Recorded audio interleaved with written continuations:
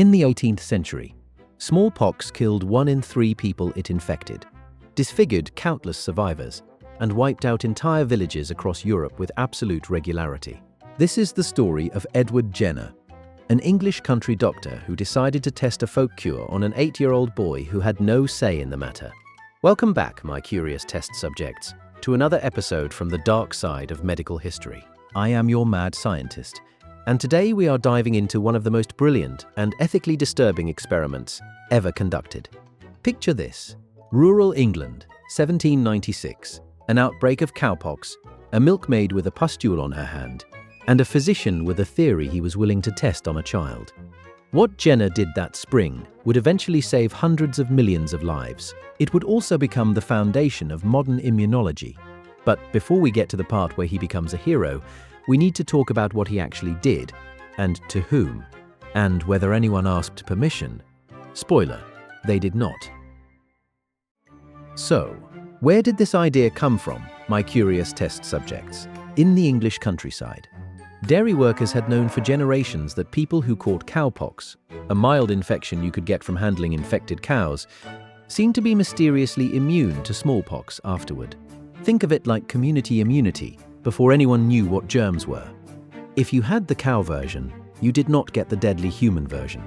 In 18th century medical terms, that means there was a widespread folk belief with zero scientific proof, but a lot of anecdotal evidence from people who survived. And Edward Jenner was not the first person to try turning that belief into an experiment. In 1774, a farmer named Benjamin Jesty took cowpox material and deliberately scratched it into the skin of his wife and 2 children during a smallpox outbreak.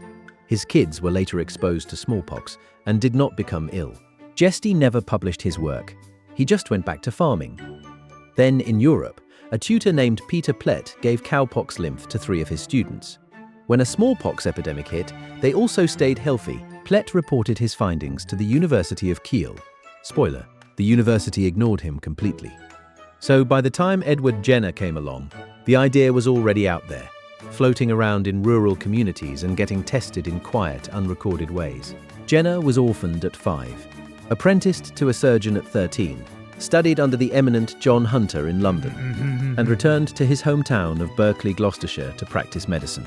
And in May 1796, during a cowpox outbreak, he decided it was time to test the theory properly, on a child. His gardener's child. So, what exactly did Jenner do? On May 14, 1796, a milkmaid named Sarah Nelmes came to Jenner with a cowpox infection on her hand.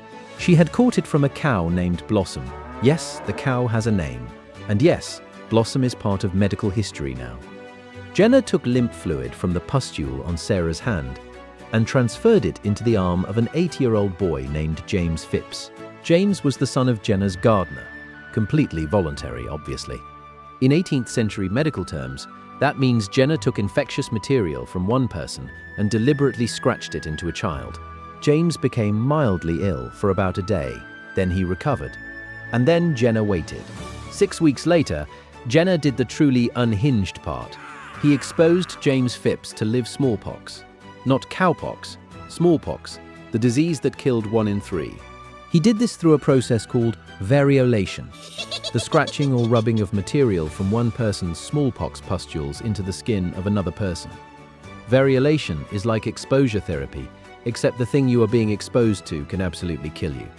Jenner variolated James Phipps with smallpox material and waited to see what would happen. If the cowpox had worked, James would not become ill. If it had not worked, James would get smallpox. And here is what happened. Nothing. James Phipps did not develop smallpox. He showed no symptoms. He remained perfectly healthy. Jenner's theory had just been proven. On the body of an 8-year-old boy who had no understanding of what was being done to him and no ability to say no. So did it work? Yes, completely. Jenner's experiment demonstrated 3 critical things. First, that cowpox was safe to transfer from person to person. Second, that it provided protection against smallpox. And third, that you could transmit immunity deliberately from cow to human, and then from human to human. In 18th century medical terms, that means Jenner had just invented vaccination using a child as proof of concept.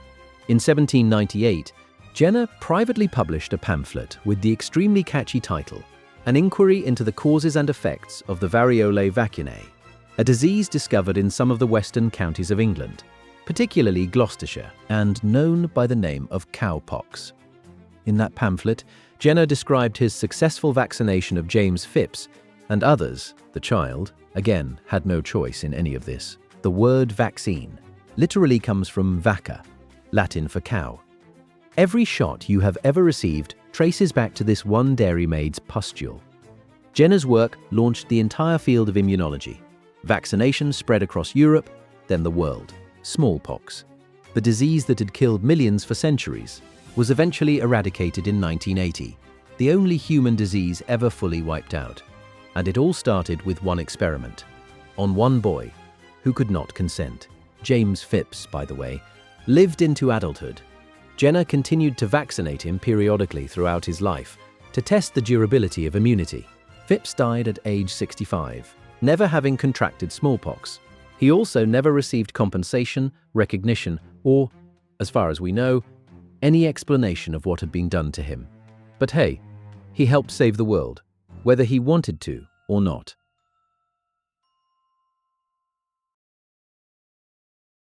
And that is how one of history's greatest medical breakthroughs was achieved, using a child who could not say no, pus from a cow, and absolutely zero ethics committees. Progress. Edward Jenner is rightly celebrated as a hero of medicine. Vaccination has saved more lives than arguably any other medical intervention in human history. And none of it would have happened without James Phipps, an 8-year-old boy who became the first successful vaccine trial subject because his father worked for the right doctor. The story of the smallpox vaccine is both a triumph and a tragedy, a reminder that scientific progress and ethical responsibility do not always arrive at the same time. Sometimes genius looks a lot like recklessness, and sometimes the people who change the world forever are the ones who had no say in the matter. If you enjoyed this ethically questionable trip through medical history, subscribe to see what other experiments should probably have been stopped. I will be here, in the lab, waiting.